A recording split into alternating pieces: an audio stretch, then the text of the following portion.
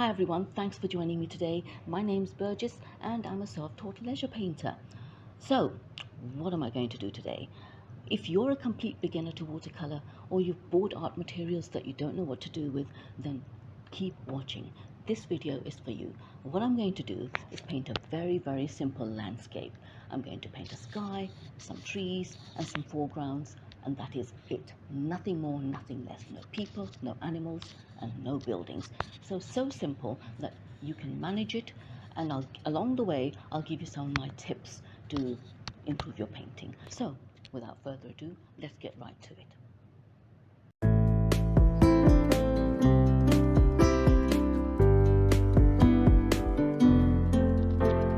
Now, if you have an idea of what you want to paint and you've got it in your mind and you've thought about it, then I think the first thing that you ought to do is to do a quick sketch on just a rough piece of paper or even your sketchbook of what the painting might look like before you actually put it on the watercolor paper. Now, I have an idea of what I want to paint here, so I'm going to do a quick sketch as well. Now, I've got a small piece of paper here, and what I'm going to do is I'm going to have the horizon line below the middle, like that. Now what I'm going to do is, so this part is going to be the sky. Now what I will have here, I think, is some distant trees, like that. Just a rough, this is not a full-fledged sketch, it's just an idea to get it on paper. And then what I'll do is I'll have maybe a tree here,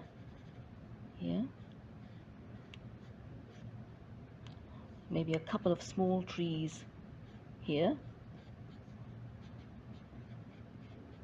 maybe a small tree there, and on the other side we'll have perhaps another tree as well, like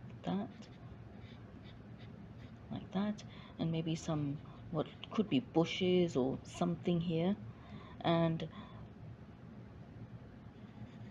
over here we'll put some dark greens just to give the trees a bit of foundation. And in the front, what I might do is have some rocks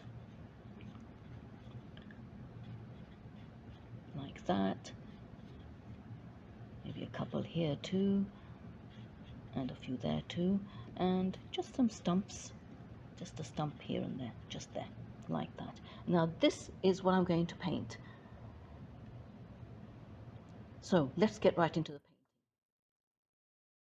painting. So the first thing I do here is to wet down the entire sky with water. Now my tip number 2 here is to use as large a brush as you possibly can to quickly wet down the entire area. I then go in with a wash of ultramarine blue. Now I try to make that wash as strong as I possibly can, and again I do it as quickly as possible so that it doesn't dry out.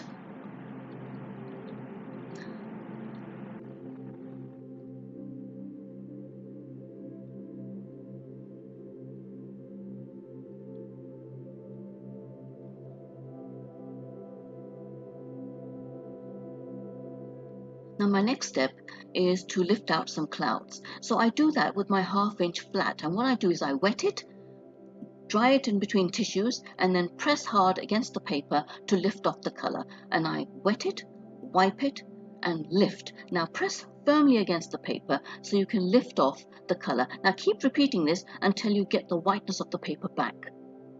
This is a better method than the tissue because it gives you softer clouds.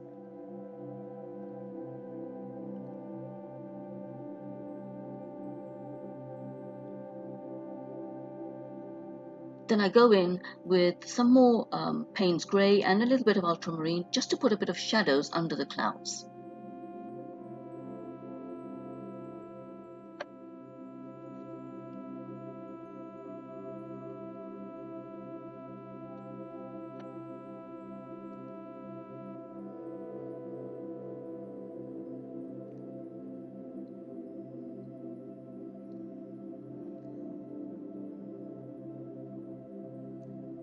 Now at this point, what you want to do is to leave the sky alone. You don't want to touch it now. So that's my next tip. Now, what you can do is work on another part of the painting where you don't touch the sky at all. So here I'm laying down a wash of yellow ochre and for the distance, and a mixture of Windsor blue and Windsor yellow in various color mixes for the foreground. Now in this case, I want you to think about aerial perspective. That's my tip number 4, aerial perspective. Now aerial perspective is different from linear perspective, which determines that objects get smaller the further away they are. In aerial perspective, objects get lighter in color the further away they are.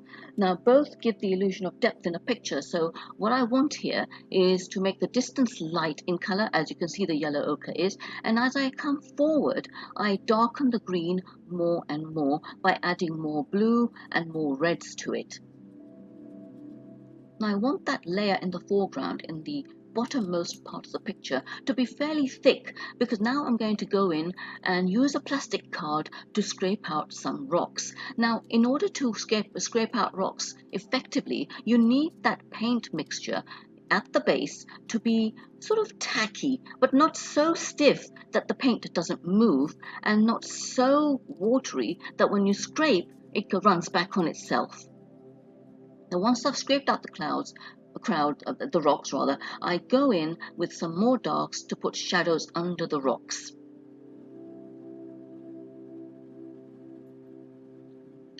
And just a few bits of grass tufts here and there.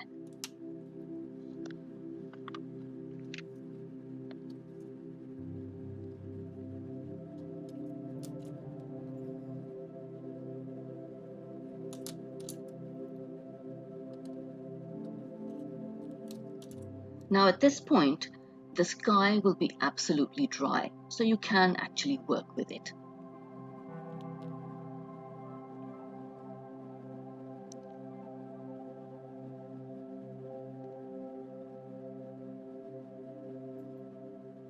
You can see how those clouds look very soft.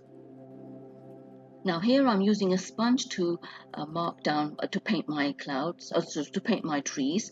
And what I'm doing here is using a sponge. Now my last tip here is to avoid the cauliflower effect by using less water on your brush or on your sponge when you put down the next layer.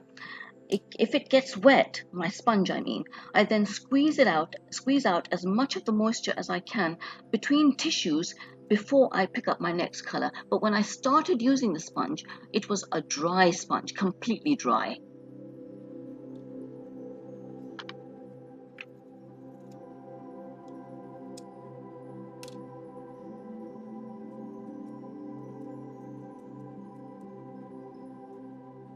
I mean, I do have another tip here, maybe my bonus tip.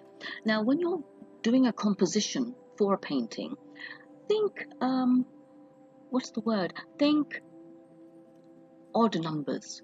And by that I mean odd and uneven numbers.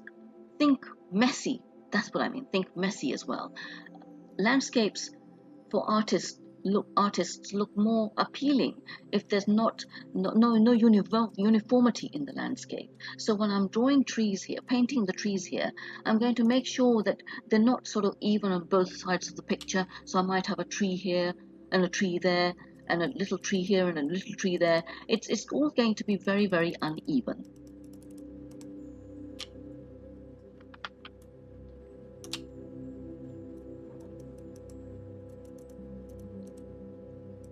Now when you press the sponge, do it as lightly as you can. Otherwise you may find that you get blobs of paint coming on. Now I'm using a sponge, but I'm using the scourer side of the sponge and not the soft side, because it gives a better effect with the foliage.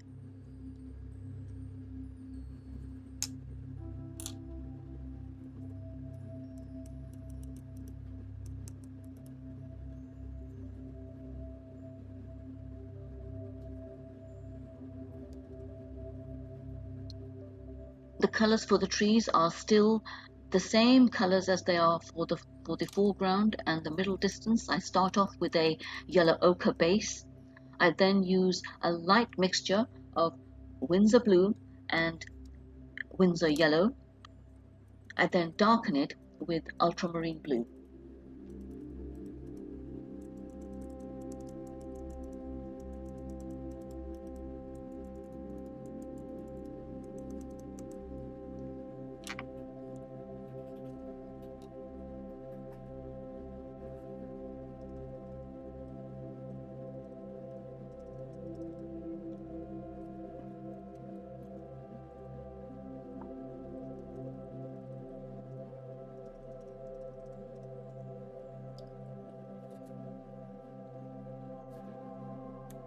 I then use my rigger, or rather the handmade rigger, to put in the tree trunks. And for this, I'm using raw umber, a mixture of raw umber and burnt sienna.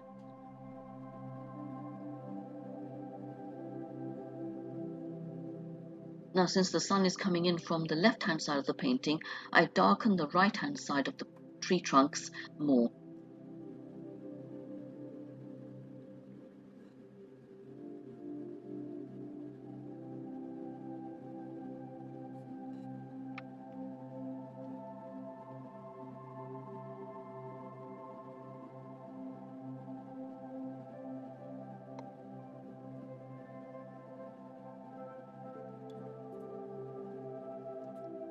Now I'm dampening my rigger and lifting off some of the color on the left-hand side to lighten it, to indicate that the sun is shining on it.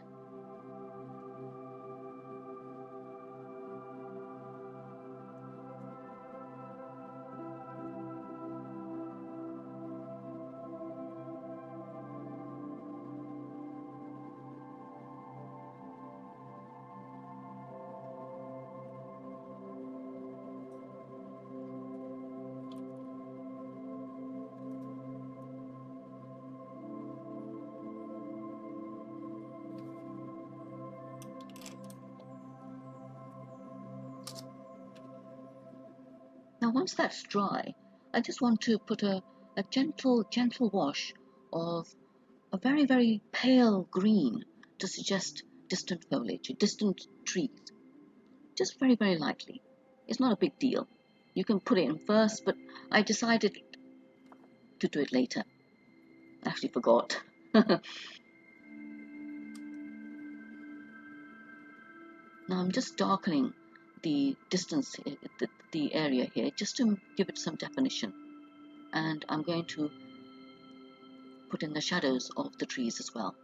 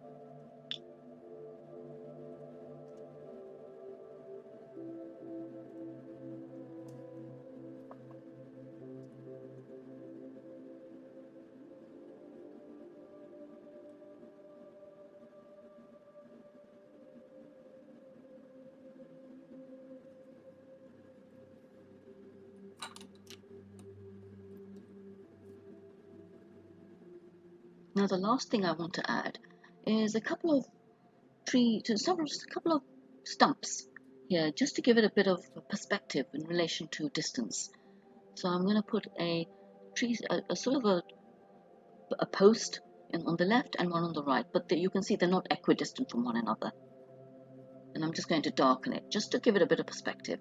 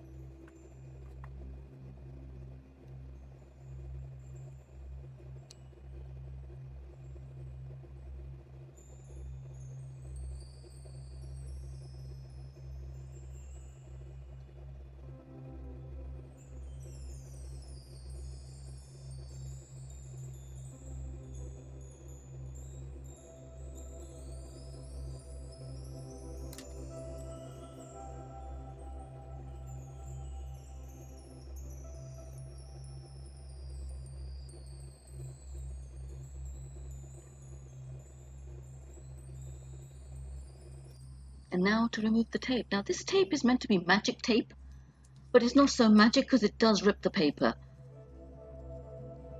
But it's meant to be magic tape. In other words, it's not supposed to rip the paper, but it did anyway.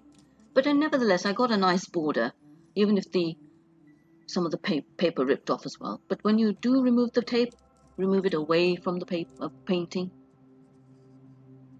So there we are. Here's my simple landscape for the beginner.